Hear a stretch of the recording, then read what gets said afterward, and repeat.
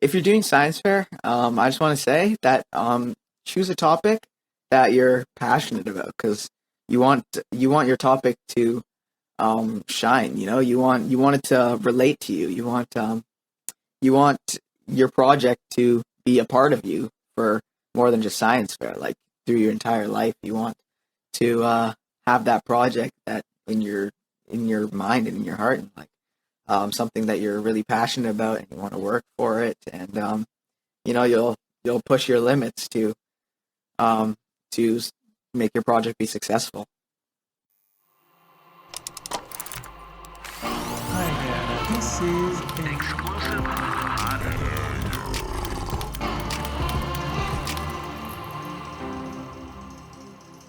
Welcome all to this special episode of the Why to How podcast, where we explore adventures in STEM. After an absolutely incredible virtual Candlelight Science Fair a few weeks ago, it was clear that you all wanted to hear more from our Platinum and Best Project Award winners. So over the next few weeks, I'll be catching up with them all to learn more about their science fair projects and the adventures they've had along the way. Today, I'm joined by Calvin Karthik, a grade 9 student from Peterborough and our Discovery Best Project Award winner at Candlelight Science Fair 2021 for his project, A Mighty Mushroom and the Power of Poop, testing biogas production using Spent Mushroom Substrate Phase 2. I've got plenty of questions, and I asked our wonderful community for question suggestions as well, so without further delay, let's get into it. Calvin, welcome to the podcast. Yeah, thanks for having me. Thank you. Of course. Thanks for being here. Did you want to start us off by introducing yourself a little bit and briefly explaining what your project is about? Yeah, sure. So, my name's Calvin Karthik, and I'm a grade 9 student from Kenner Collegiate in Peterborough. And so my project, like I said, was called A Mighty Mushroom and the Power of Poop, testing biogas production using spent mushroom substrate. So my project was all about biogas. So what is biogas? So biogas is this gas produced by anaerobic digestion, which means the breaking down of matter in a space that in space that is anaerobic, so that has no oxygen. So this biogas is produced, and this gas can be used to produce fuel. So my project was all about this fuel. So this clean and renewable and sustainable gas, it can even replace fossil fuels, which means that it can reduce greenhouse gas emissions, which in turn could give us more time to plan out a clean, renewable, and sustainable fossil fuel-free future. So the production from biogas from organic waste is really important to our society because of its potential role in waste management. And also, as organic waste decomposes, they produce large amounts of methane. So methane is a very, very potent greenhouse gas that traps heat in the atmosphere many more times than carbon dioxide. So to reduce greenhouse gas emissions and the risk of pollution, this organic waste can be reduced and the gas from the organic waste can be reduced and redirected to produce usable fuel. So my experiment, I did it in 2 phases over 2 years. And I tested the biogas production from different manures when combined with spent mushroom substrate, which is an agricultural byproduct from mushroom cultivation. So I chose SMS because this organic material is already delignified, which means that because of the mushroom's growth on the substrate, the spent mushroom substrate is already broken down into simple sugars, which can be accessed by microbes in anaerobic digestion to produce biogas quicker and in larger quantities. So utilizing these 2 waste products is really vital to reduce greenhouse gas emissions, mainly because of harnessing the energy of the methane from these manures and redirecting it into biogas, and also taking this spent mushroom substrate, because for every 1 kilogram of mushrooms produced, it produces actually 5 kilograms of spent mushroom substrate. So then this is a really big waste product that's been usually just going to landfills or used in it's used as animal feed. So utilizing these 2 waste products. And so basically I did my project in 2 phases. So in phase 1, I did 3 trials, and overall I found that the combination of cow dung plus sheep manure and spent mushroom substrate produced the most biogas, and also that spent mushroom substrate increased biogas yield in all the slurries that I added it to.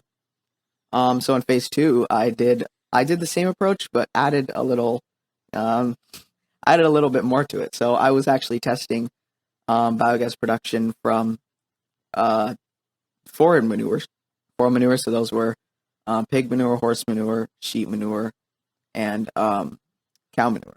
So I tested these 4, and 2 of them were monogastric manures, meaning that they have a different digestive system than the others, which were ruminant manures.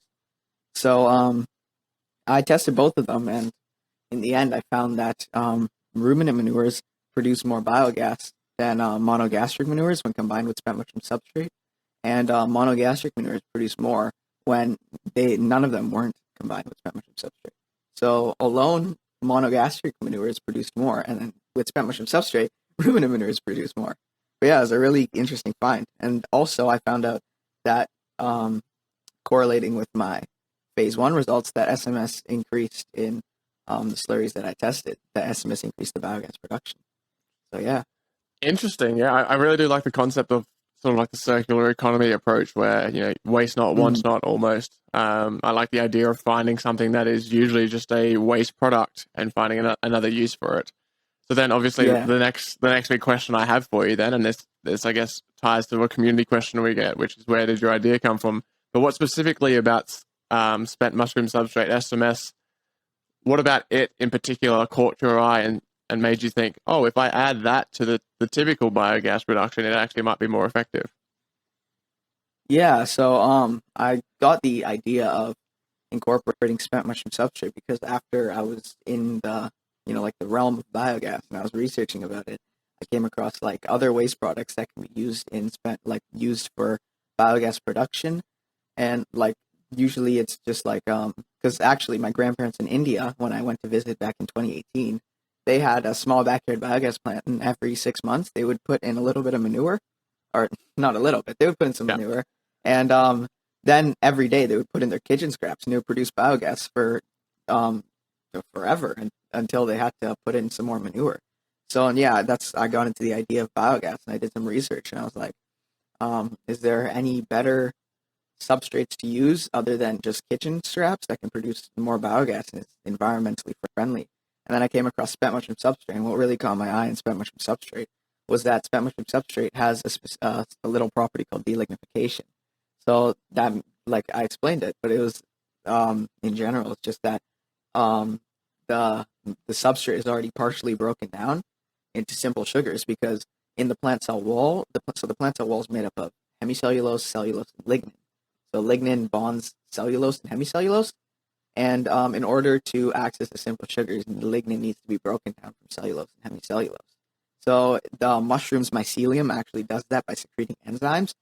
So that's already completed. So what it's actually doing is you don't need to wait as long to produce biogas, and it'll produce it in larger quantities because of the nutrition in the spent mushroom substrate also, because spent mushroom substrate is made up of lots of different materials like corn bran, wheat bran, millets, rice bran. So yeah.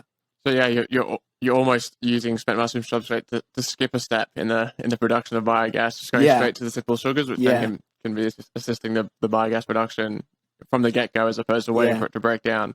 So talk to me a little bit more about this biogas production facility in your grandparents' backyard. Like describe it to me. What does it look like? How does it work? Like what sort of power generation is it outputting, and do you have one in your own home now?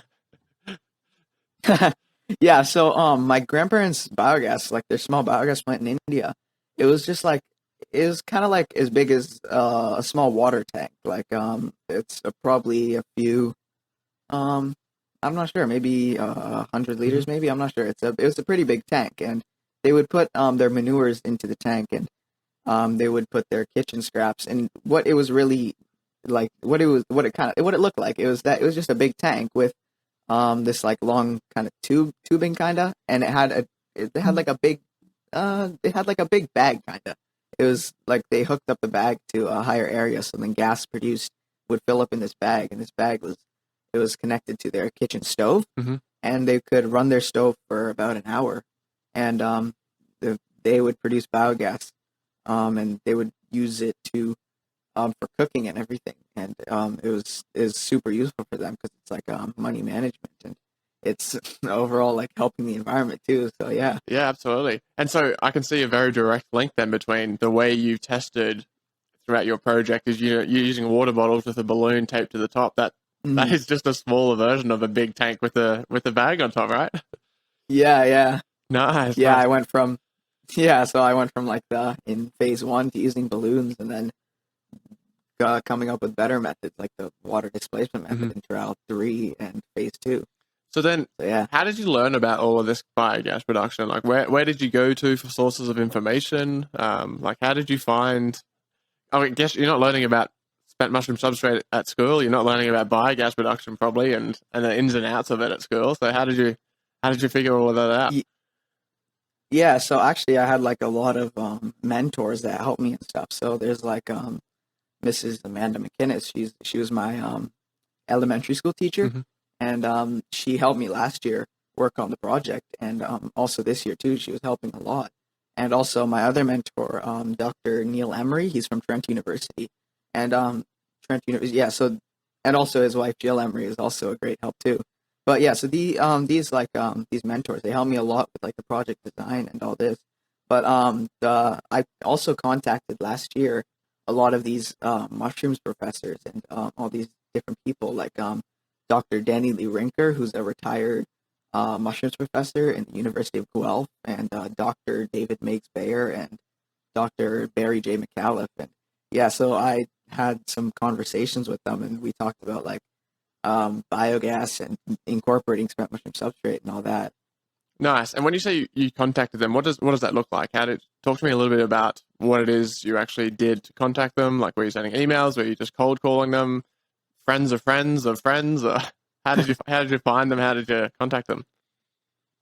Well, actually, my my very generous mentor Amanda McInnes from last year, she was like doing a bunch of research for like all these mushrooms professors, and we saw all these professors, and we're like, maybe we can get in touch with them and ask them a few questions. So she emailed them for me, and she got me and the professors in touch, and then we had like we exchanged emails, and we would email each other, and yeah, so I just gave them a list of questions, Yeah. like how does this work? What is this? So yeah. Yeah, I like that. I like that. Reaching out to people that are professionals in the field is a little bit more effective, you'd think, than trying to Google and work your way through, pages and pages of Google Yeah. results. Yeah. So then, what's next for biogas production based on what you found? So obviously you found that adding, SMS makes it more effective for some types of manure and not so much for the other type. Like, where do we go from here? Is this something that you think will become hopefully commercial knowledge? Yeah. So like I really want to give some of my project reports, but like a simplified version of it, to a lot of the mushroom farmers and animal farmers that I got my manure from and my spent mushroom substrate from, and just like give it to them and talk to them about these sustainable ways to initially clean up their farms and to produce biogas and maybe even a bit of money, because there's always the factor of like, can I earn some money from like adding value to these manures that could be used in spent mushroom stuff, like in biogas production. So yeah, I really want to introduce them to my project and all these new ways to clean up the environment and produce fuel.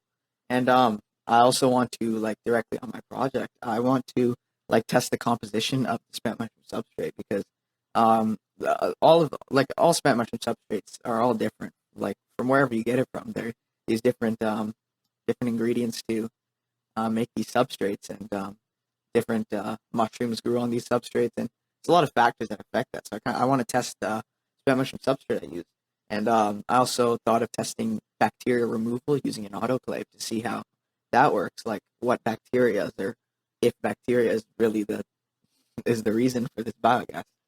So yeah, other than that, I also want to this is near future, maybe. I want to build like a small prototype biogas plant, maybe in my backyard, and I can try, I don't know, hooking it up to my to my oven and seeing if it works. You know? Yeah. Nice, nice. I mean, I'm sure your parents will be happy not to have manure on the kitchen table, which is what it looked like in some of your project photos. So Yeah, if they can yeah, move that outside to a facility, I'm sure they'd love it. yeah. How did you go about finding farmers as well to both collect manure and also collect spent mushroom substrate? I mean, I'm sure that's a weird conversation for a grade 9 student to just have with a random farmer, just being like, "Hey, can I have some of your manure?" Like, Yeah. So I initially just just researched all these farms in my area, and like the cow like to find the cattle farms, that was pretty easy. Like I can just research like, is there any cattle farms near me on Google, and it'll show me a few. But the mushrooms farms were a bit tougher because there's not a lot in my area, and there's also I need the specific mushroom to be grown in my area too. So I went a bit further out to get the mushrooms, but initially I just told them like, this is my project and I'm doing this for science fair, and they were super nice, and they're like, yeah, sure, like come over. I don't know, come over next weekend and we'll have like a bucket of manure for you. There's they gave it to me in like these buckets. They would fill buckets of manure using a shovel, and it was they were like super nice, and it was really nice. They were super kind to giving me the manure. yeah. Did they have questions for you? Like when you said you were just doing this for science fair, I'm sure they wanted to know sort of what was up, what was going on. Yeah. They had lots of questions. Yeah, they would like ask me like, oh, so like that's so cool. Like, where are you gonna do it? Or what are you going to like actually like what are you gonna do with this? Like obviously, Yeah, of course. but yeah, so yeah, but like initially they just asked like they kind of just asked for like a small overview of my project and like what I'm trying to do, and yeah. Good practice. Summarizing your project and presenting it to the public before you've even started, right? Yeah. So then, along the way, I'm sure you had plenty of mishaps and plenty of challenges. Did you want to talk about some of the ones that you had to overcome to get to the end of phase 2? Yeah, so actually in phase 2, I bought all the manure and all of the spent mushroom substrate. Like my parents, like my dad went out to, I think it was Baileyborough, Lindsay, or yeah, I think it was Baileyborough. But yeah, he went out further to go get some manure, and also my mentor helped me, Miss McInnes. She also contacted a few people for the horse manure and pig manure. So he went out to go get these manures, and on the day that we got them, we're like, okay, so we can start our experiment. I can start the experiment today, and I can start testing and start measuring every day. But yeah, so it took the entire day. It was from morning to nighttime. I was me and my parents, because my parents obviously helped me a lot with my project. They were super helpful. They would go out and get me manures, buy the bottles and everything. So yeah. So I finished making my digesters and I was ready. But in the nighttime when I set them up and they were all done, there's 33 digesters and there's 99 bottles in total. So there's a lot of preparation. By the time it was nighttime, I woke up in the morning and all of the water, it was already producing biogas. It was displacing water, but the water actually displaced all around the bottles, and it didn't actually go into the displacement bottle. So into the collection bottle. So all of the water was displaced all on the ground, and I had to restart, and I had to reseal the bottles and do a lot more precautions the next time I did it. So yeah, it took me the entire next day to get all the manures in and fill up the bottles. And like the worst part was, doing the pig manure, because pig manure was the worst. Like it was slimy and sticky. Oh, the smell was the worst though. Like it was bad. My favorite manure is probably horse manure. It's like nice. It was like round and it looked nice. I don't know if that's weird to say, but I mean, not many grade 9 students would be saying that on a podcast, I'm sure, but yeah. only at science fair. Yeah. So was this all set up in the kitchen? Like where are you doing all of these testings? How did your parents bear the smell of it all the time? I mean, I'm sure that's a challenge in and of itself. Yeah. So I did it in my parents' washroom, like in the master bedroom. So it it was like the biggest washroom that we had, and I wanted like a smaller room to control the heating as well as possible. So, yeah, so it was set up there, and my parents didn't have their washroom for a month because of the second time we had to go around in preparation and all of that. So yeah, they couldn't use their washroom, and there wasn't much smell because everything was like completely sealed. So it was really warm in there. Like I had to wear like beach clothing in the winter. I was doing it because it was 30 to 40 degrees in there, 35 to 40 degrees. So it's Celsius. So it was really hot. So yeah, I did it in that bathroom, and it took a while, but it was worth it. I mean, if there's any parents listening to this episode, both Calvin's and just any science fair parents out there, can I just say we truly and deeply appreciate the sacrifices you go through for your child's science fair project. Why couldn't I just have like a normal kid? But instead, I've got bottles of poo in my washroom. Yeah, of course. Can you describe for us what it felt like when you received, your award at Canada Wide Science Fair? What did it feel like when you knew that all of your hard work had paid off? Yeah. How does that hit you? Yeah. So basically, me and my regional science fair, so the Peterborough Regional Science Fair, and all of the students that went to Canada Wide, we were on a meeting, and we were all like dressed up, wearing our science fair things and all that, and we were watching the award ceremony, and they were calling out names, and then they called out my like the awards that I got, and I was like, wow, like I was super impressed. And I was like, okay, this is worth it. Like, yeah. So, but then by the time it was the top of fair award, I was like, I was like, there's 500 kids. Like, there's a lot of competition here. And then my name got called out, and like, I couldn't breathe for a few seconds. My heart was pounding like super hard. Like I could hear it in my eardrums, and it was like I was breathtaking. Like it's not everybody gets the opportunity to be in, like, to even be in the Canada Wide Science Fair. Like that's such a big opportunity and such a big deal. So yeah. Yeah, congratulations! Truly, like what an absolutely impressive result. So, I mean, besides winning an award, what's your favorite part about doing science fair projects? Not specifically Canada Wide Science Fair, but just in general. Like, why should anyone be doing science fair projects on top of an already busy teenage life? Yeah. So science fair projects is like, it's such a great opportunity. I think like you meet so many great people and all these like-minded peers, and I just think it's so great to actually to actually get feedback from your judges, and to actually have the experience of talking to judges who like initially are trying to mark you on things, right? So yeah, they're like marking you on how well you're doing, and I just think it's like so great that I actually had the experience to like to talk in front of this panel of judges, and I feel like in the end, doing a STEM project is all pros. Like there's no cons of doing it, like other than like maybe missing a few nights, but that all leads up to the big prize, whatever you were waiting for. It's going to come true.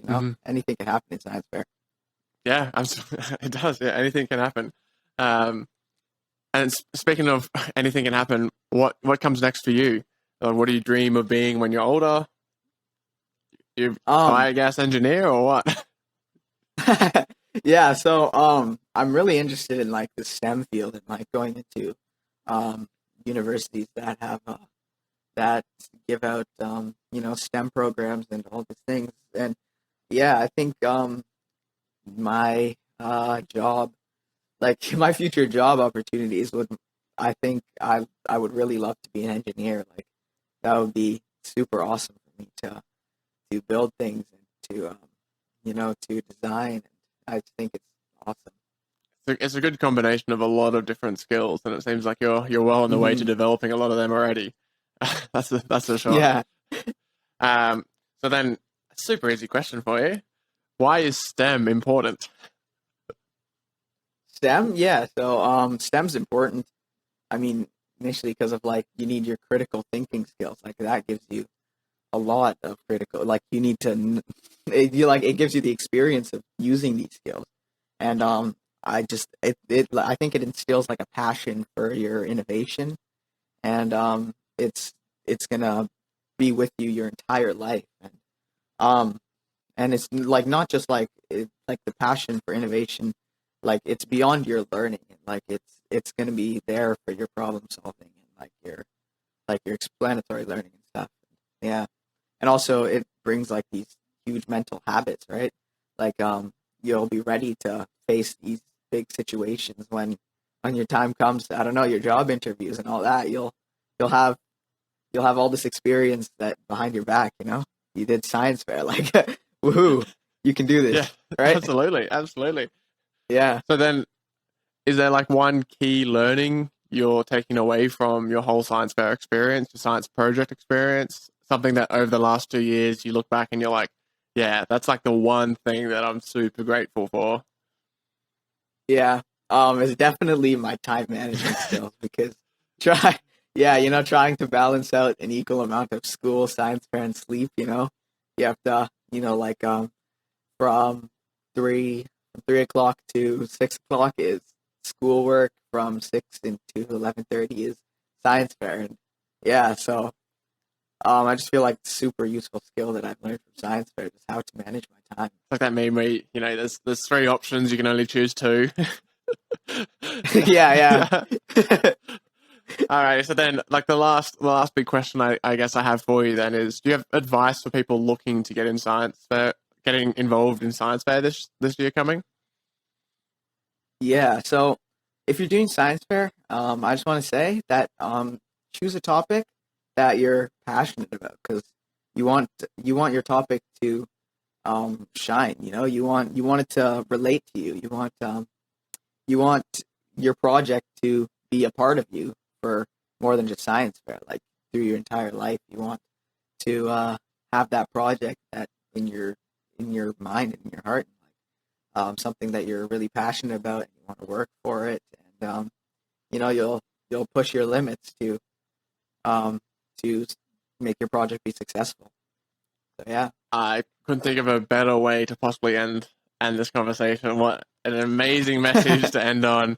Calvin, thank you so much for joining me. This has been absolutely fantastic. What an incredible achievement you've had over the last 2 years. What a fantastic project. What a great idea. What a cool story. You've had plenty of adventures in STEM, of course. So thank you so very much for joining. Literally, Thank you. Everyone, if you have already even, go check out his project again on Project Board. It'll be linked in the show notes to this episode, or in the description if you're watching on YouTube. Leave some comments, share the love, let Calvin know just how impressed you are with all the amazing work that he has done. It's been truly such a great time spent here with you today, Calvin. And I honestly, I wish you all the best. You. I wish you all the best for everything you have planned for the next couple of years. I can't wait. I can't wait to see photos of your backyard biogas production facility. I can't wait to see where you take the SMS and figuring out exactly what composition you should be looking for. And yeah, can't wait to see you change the world with biogas being our next big thing. Yeah. It was great talking to you. It's an awesome podcast. Like science fair is awesome. Like I don't know how else to put it. It's amazing. Science fair is awesome. We need that on a t-shirt. Science fair is awesome. Yeah. And for everyone else, we'll have another amazing guest for you all on the next episode, so please stay tuned. And until then, everyone, have a wonderful day and stay curious. Bye. Bye.